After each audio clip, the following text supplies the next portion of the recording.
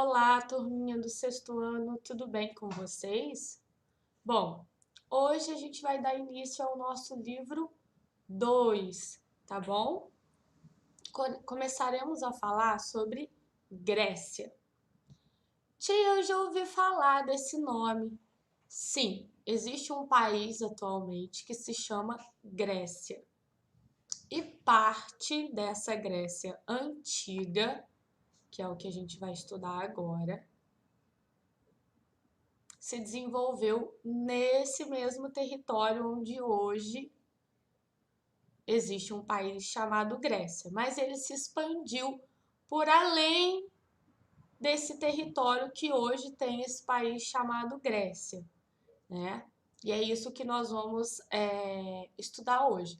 Como a Grécia antiga, nós não estamos estudando o país Grécia de hoje, tá? A gente está estudando a Grécia antiga, que passou a existir cerca de 3.000 anos atrás. Então, só para vocês não confundirem, existe sim um país chamado Grécia, lá na Europa, na Península Balcânica, mas o que a gente vai estudar é a Grécia Antiga, uma civilização que ela vai se desenvolver mesmo nesse território. No entanto, nós não estudamos a Grécia atual. Por enquanto, aqui a gente está estudando a Grécia Antiga, ok? Nós vamos ver as características desses povos, quais povos dominaram esse território, certo? Então, vamos lá? A Grécia ela vai passar por períodos históricos, né? É preciso que vocês tenham bastante atenção nessa matéria que a tia está explicando aqui agora para vocês, porque é a primeira vez que vocês vão ter contato dentro da escola com, com esse conteúdo. História do Brasil, direitos humanos, todas essas coisas vocês viram anteriormente, né? Lá no quarto, quinto ano. Mas sobre a Grécia, talvez vocês já tenham ouvido falar sobre elementos da Grécia Antiga. Mas especificamente é a primeira vez que vocês vão estudar sobre a Grécia Antiga, tá? Então vamos prestar bastante atenção na aula. E as eventuais dúvidas que surgirem, vocês precisam tirar no grupo do WhatsApp com a tia, tá? Não deixe de participar do nosso grupo, não deixe de interagir, porque é como a gente falou lá na nossa chamada online, né? Essa semana eu não vou ter encontro com vocês lá na chamada online, serão outros professores. Então, é importante que vocês tirem as dúvidas. A sua dúvida pode ser a dúvida do seu amigo. Então, é importante que vocês participem das aulas. Vamos lá? Períodos históricos. A civilização grega tem sua origem relacionada a diferentes povos que se encontram na região da Península Balcânica, a partir de 3.000 anos antes de Cristo. A identidade do povo grego na antiguidade foi resultado de um processo histórico marcado por conquistas e inovações. Vamos lá. Lembra que quando o ano começou, nós começamos a estudar a pré-história, né? A pré-história foi dividida entre o período paleolítico e o período neolítico. O que vai marcar essa transição é a invenção da escrita, lembram-se? E aí começará o período em que nós denominamos de história. Antes da escrita, pré-história, depois da escrita, história. A história, ela vai ser dividida em antiguidade, depois em Idade Média, depois Idade Moderna e depois Idade Contemporânea, que é a que nós vivemos atualmente. A história ela vai ser dividida em períodos. O período que a gente vive hoje se chama período contemporâneo, tá? Idade contemporânea. A gente está estudando agora a antiguidade. Então, a pré-história ficou para trás e a gente iniciou agora a história. E o primeiro período que a gente vai estudar se chama Antiguidade, ou alguns livros também trazem como Idade Antiga, certo? Então, a gente vem estudando aí os povos da Antiguidade, falamos dos fenícios, dos hebreus, né? Agora a gente vai falar sobre os gregos, ok? Só que diferentes povos deram origem ao que a gente chama de povo grego. A gente vai ver quais povos eram esses. Lembra que um povo ia se juntando ao outro ou um povo ia dominando o outro? Então, isso vai continuar por toda a história, tá bom? Então, esses povos vão se encontrar na Península Balcânica. A tia já vai mostrar o mapa da Península Balcânica para vocês se localizarem geograficamente. E por volta do ano 3000 a.C., vai se iniciar a história do povo grego, ok?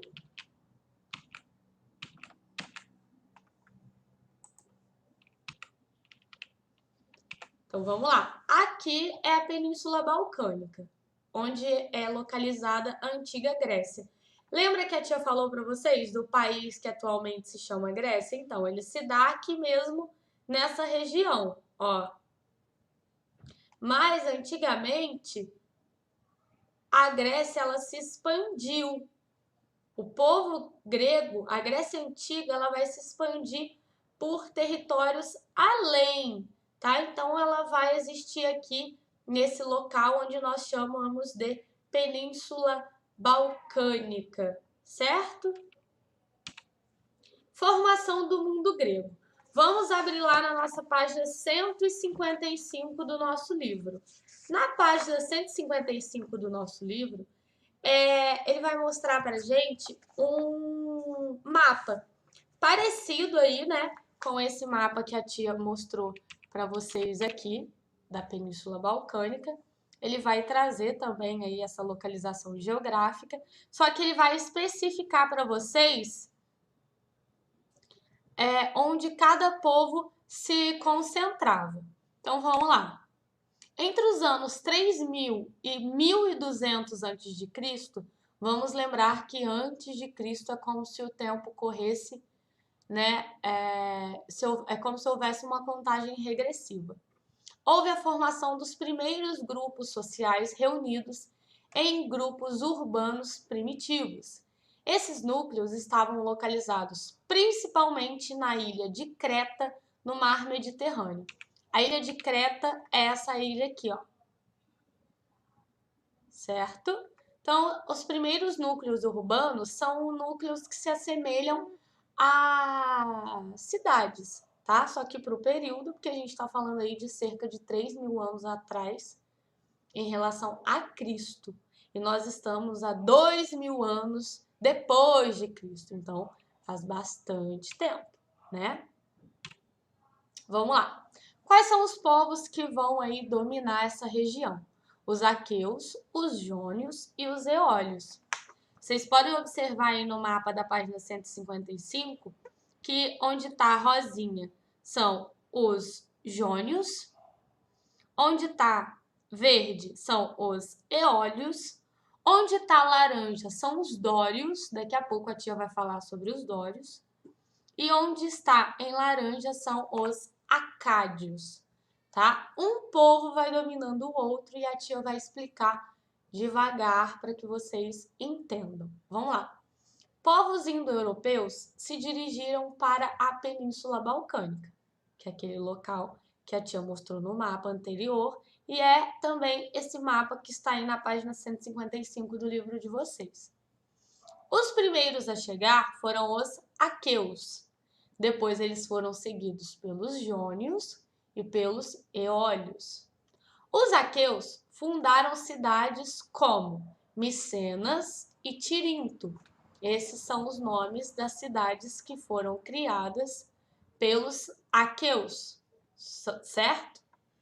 Elas eram cidades construídas em lugares bem altos e cercadas por muralhas de pedras. Essa era uma característica das cidades antigas. Elas tinham muralhas cercando todas elas para se protegerem mesmo de invasões, tá? E no caso da Grécia Antiga, elas eram construídas em locais bem altos pela própria geografia do lugar e também porque quanto mais alto, mais difícil era de conseguir atacar, certo? Possivelmente, a maioria dos habitantes dessas cidades era guerreira. Ó, guarda isso aqui.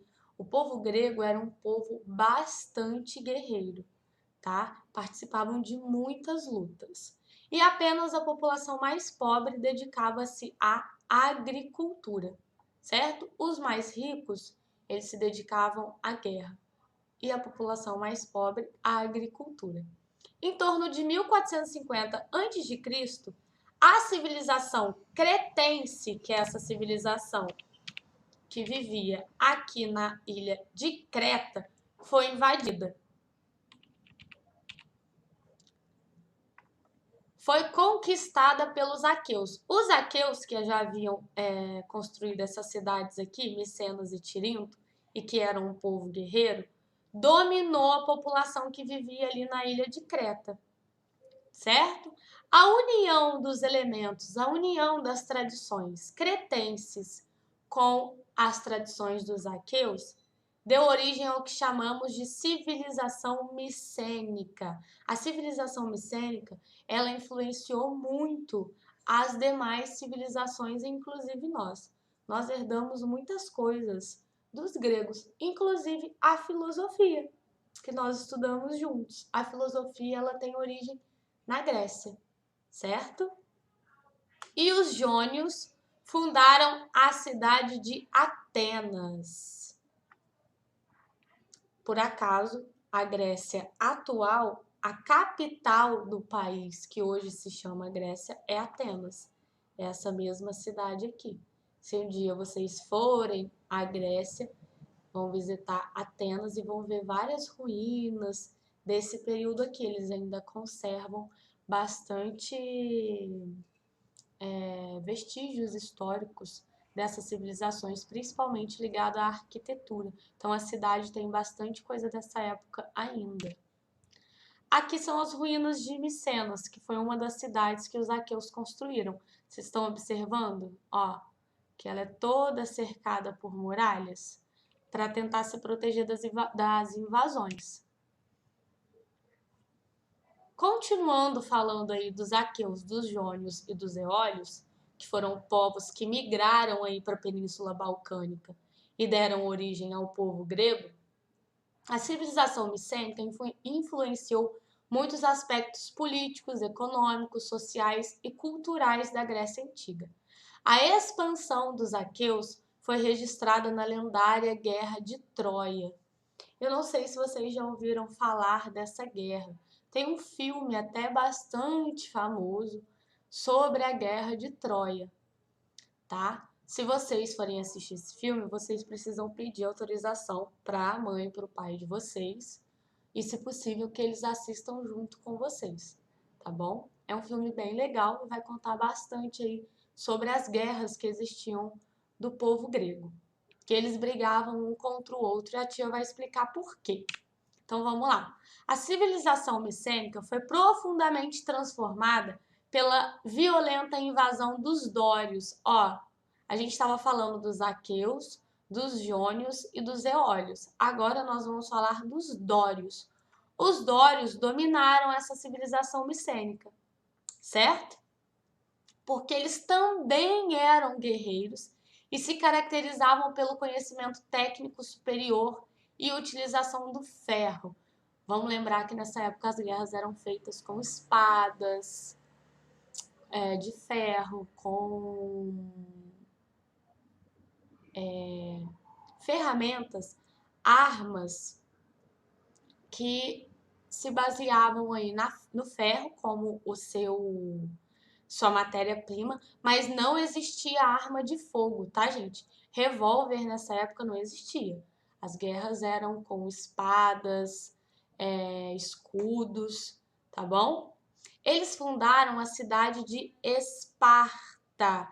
A cidade de Esparta, ela vai ficar conhecida como uma das cidades mais guerreiras da Grécia Antiga. O povo de Esparta era muito temido porque eles eram bons guerreiros. Enquanto Atenas se dedicava muito à cultura, à filosofia, Esparta se dedicava muito à guerra. Então, as crianças ali, desde que elas nasciam, no início da sua infância, ali por volta de 5, 6 anos, elas já começavam a treinar para serem boas guerreiras, tá? Os meninos, no caso, né? As meninas, as mulheres, elas não costumavam participar das guerras. Grupos micênicos foram escravizados e outros migraram para a Grécia continental e diversas ilhas do Mar Egeu e para a costa da Ásia, ampliando assim o território grego, fundando novas cidades. Então, com essa guerra, o povo fugiu desse lugar. Os que ficaram ali se transformaram em escravos e os outros que conseguiram fugir foram formando aldeias e novas cidades em outros lugares. Isso fez com que o povo grego se espalhasse, se expandisse mais ali pela Península Balcânica. Esse link aqui, ó, que a tia colocou, se vocês copiarem ele e colocarem lá no YouTube, vocês vão ver um trechinho do filme Troia que a tia separou para vocês, tá? Aí vocês vão ver a parte de um cavalo. Esse cavalo, ele estava recheado de soldados. Na verdade, existe um ditado popular que fala assim: ah, isso aqui é maior presente de grego. Vem dessa expressão. Por quê? Troia estava vencendo a guerra. Aí, o rival de Troia, os espartanos, né? Eles colocaram um cavalo. Como eles eram politeístas e acreditavam em vários deuses, eles falaram assim: ah, a gente está vencendo a guerra. Esse cavalo gigante aqui de madeira, ele é um presente dos deuses para gente. Isso segundo aqui, esse filme que a tia está contando aqui para vocês, é essa história que ele narra. E existe mesmo registros de livros gregos que vão contar esse trecho.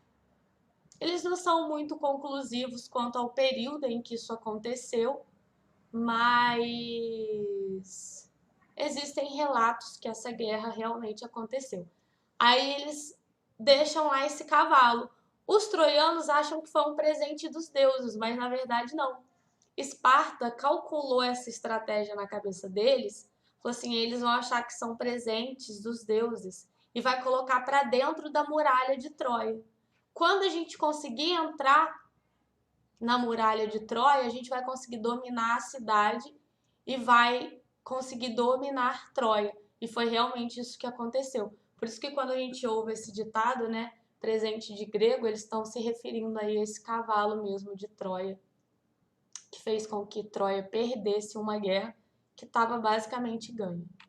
Certo? Se vocês quiserem lá dar uma olhadinha, é bem legal. Aí, olha só. Peraí que o slide pulou aqui. Peraí. Aqui, nós estávamos aqui nessa fase falando sobre esse link do YouTube sobre a Guerra de Troia, né? Foi uma curiosidade mais assim que a tia colocou para vocês, tá? Como era a organização da sociedade grega? Entre 1200 e 800 a.C., a sociedade grega começou a se organizar em gene. Presta atenção aqui nessa palavrinha. O geno era composto de um grupo de pessoas unidas por laços de parentesco e de religião. Era uma espécie de clã, era um grupo familiar, certo? Dentro dos genos, havia uma figura do homem mais velho, que atuava como autoridade máxima. Tinha funções de juiz, chefe religioso e militar. Sua sucessão era direito do filho mais velho, então era meio que um poder hereditário, certo? Nesse período, as principais atividades econômicas da Grécia Antiga eram a agricultura e a criação de animais. Por volta do século 7 a.C., a crise da sociedade gentílica, que é a crise dos genos, eles entraram em crise e houve o início da aristocracia. Esse período chamado aristocracia é o que nós vamos ver no próximo slide, tá? Aqui, ó, desconsiderem essa parte que a tia colocou, a crise entrou em crise, que ficou redundante. O que eu quis dizer aqui foi que a sociedade gentílica, a sociedade dos genos, entrou em crise e foi substituída por uma nova fase que a gente vai chamar de aristocracia, certo? Aristocracia, termo que na Grécia Antiga denominava um grupo de pessoas que dominavam o poder político e possuíam privilégios, porém agia em benefício da coletividade. Então, continua sendo um grupo de pessoas que possuem o poder, só que elas vão passar a usufruir de privilégios e também a terra, que antes era uma propriedade coletiva, ou seja, de todos, vai passar a ser privada. O que é uma propriedade privada? É uma propriedade que tem um dono, um ou dois donos, mas não é de todo mundo, tá? Uma propriedade coletiva é de todos. A propriedade privada tem dono, certo? Então, isso vai começar a evidenciar na Grécia as diferenças sociais, diferença de poder aquisitivo, né? Embora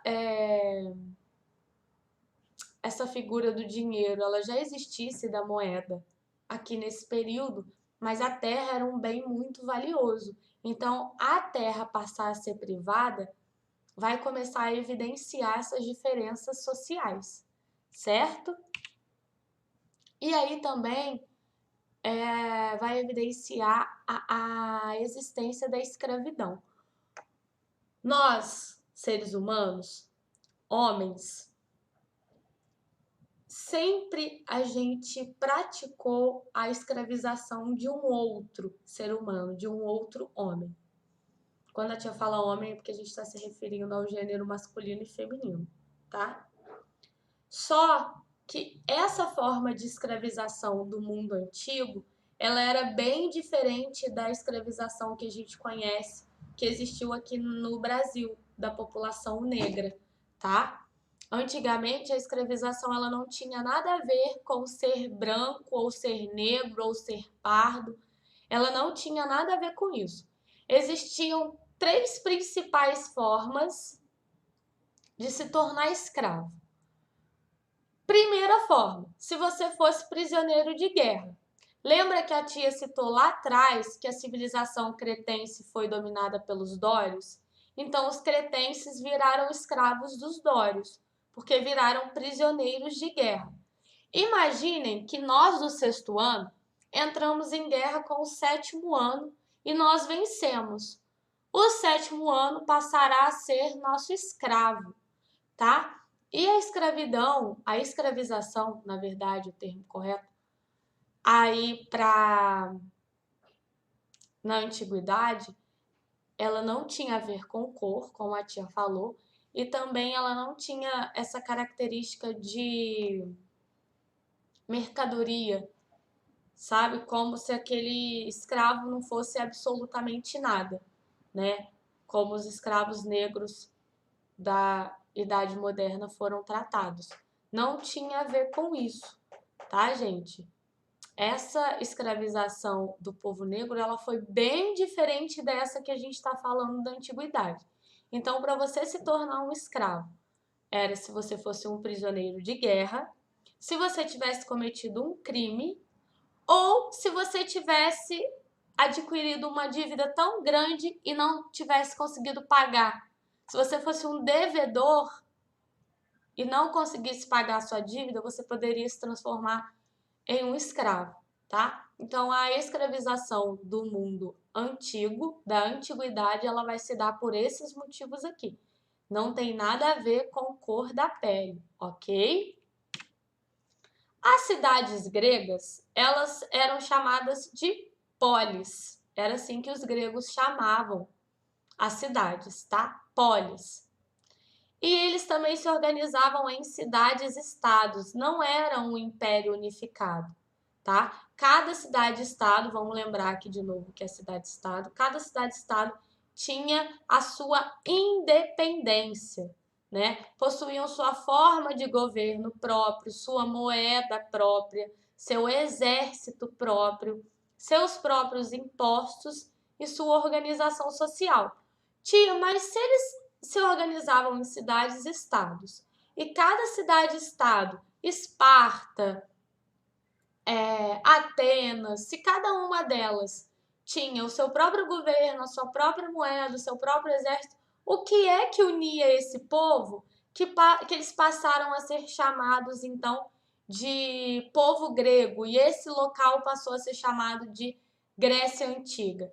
Eram esses elementos aqui, ó. Eles possuíam as mesmas religiões, tá? A mesma religião, eles acreditavam nos mesmos deuses. Os deuses gregos são bastante famosos. Eu acredito que vocês já tenham ouvido falar de algum deles, né? Porque tem muitos filmes que vão falar sobre Grécia, sobre os deuses gregos. Vamos lembrar aqui de alguns deuses gregos. Zeus, Poseidon. Tem muitas histórias, muitos mitos desse período aqui da Grécia Antiga, tá? Depois, mais pra frente, a gente até vai ver um pouco mais sobre esses deuses, tá? Então, o que unia eles era a religião, eles eram politeístas e acreditavam em vários deuses. Inclusive, os deuses deles tinham características e sentimentos humanos. O idioma também, a língua que eles falavam era a mesma. E os elementos culturais, eles tinham festas em comum. Tipo hoje em dia a gente tem o Natal, eles tinham as festas, os elementos culturais deles também eram em comum. Então, esses 3 pontos aqui, principalmente, uniam o povo grego: a religião, o idioma e os elementos culturais. Certo? Bom, hoje a nossa aula vai ficar por aqui. A gente vai dividir aí a Grécia em aulas separadas, porque é bastante coisa que a gente tem para aprender. Então, hoje a tia quis falar sobre a localização geográfica deles, sobre os povos que deram origem a eles, né? Então, o povo grego vai ser formado aí a partir da dominação da Península Balcânica, com os aqueus, os jônios, os eólios, os dórios. Cada povo vai se firmar, se fixar em um local diferente, vai fundar suas próprias cidades, né? A sua estrutura de governo, eles se organizam em cidades-estados, então cada cidade tem o seu governante, cada cidade tem a sua moeda, o seu exército. Antes a terra era coletiva, depois passa a ser privada, porque antes eles se organizavam em gênos, e depois se inicia o período que a gente chama de aristocracia. Então era basicamente isso que a tia queria que vocês entendessem dessa aula. Tem que ficar bem claro para vocês o que é cidade-estado, quais são os elementos que unia o povo grego, onde é que eles se fixaram geograficamente, quais povos deram origem a eles. Senão eu sei que vocês ficam bastante ansiosos, né? Querendo decorar tudo o que aconteceu.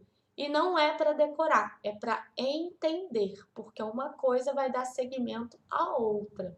Então, não entendeu? Volta o vídeo um pouquinho, pergunta lá para a tia no grupo, que a gente vai conseguir da melhor forma compreender e aprender todos esses fatores que deram origem ao povo grego. Tá bem? Eu vou deixar lá no grupo também quais são as atividades que vocês precisam fazer desse primeiro capítulo. Um beijo, tchau!